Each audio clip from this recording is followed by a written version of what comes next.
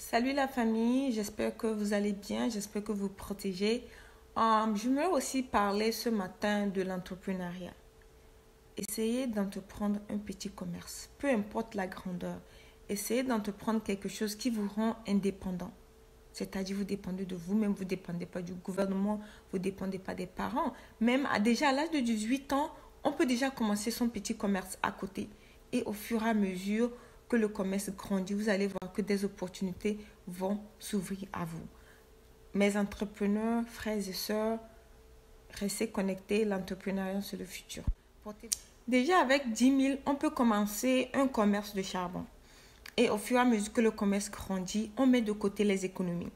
On utilise les économies pour réinvestir dans le même commerce. Quand le commerce va bien prendre, on essaie maintenant de partir de l'installation du charbon sur une table, sur la vente des sacs de charbon. Avec la vente des sacs de charbon, on met encore des économies de côté, on investit dans le business. Et maintenant, nous allons voir les faiseurs de charbon dans la bourse. On les dit, ah voilà, je suis une vendeuse ou bien un vendeur de charbon. J'aimerais qu'on discute des prix en gros. Maintenant, avec la discussion des prix en gros, tu peux maintenant vendre des sacs de charbon à un bon prix et faire les économies. Maintenant, tu mets les économies de côté, tu réinvestis ça encore dans le business et tu vois qu'au fur et à mesure que les économies grandissent, ton commerce grandit.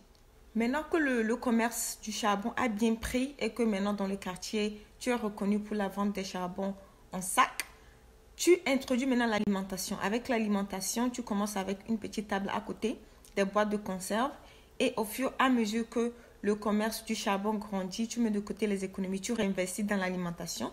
L'alimentation aussi va grandir, ça va générer des économies que tu vas utiliser pour réinvestir dans l'alimentation. Et au fur et à mesure que le commerce grandit, tu abandonnes le charbon, tu fais face maintenant à l'alimentation. Tu vas au grand marché, tu négocies avec les vendeurs en gros, tu prends des cartons et maintenant avec des cartons, tu reviens, tu revends.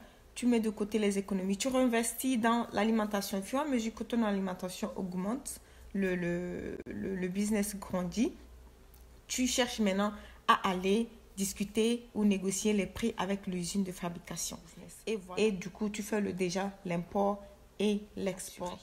Donc mes amis, restons dans l'entrepreneuriat et restons focalisés.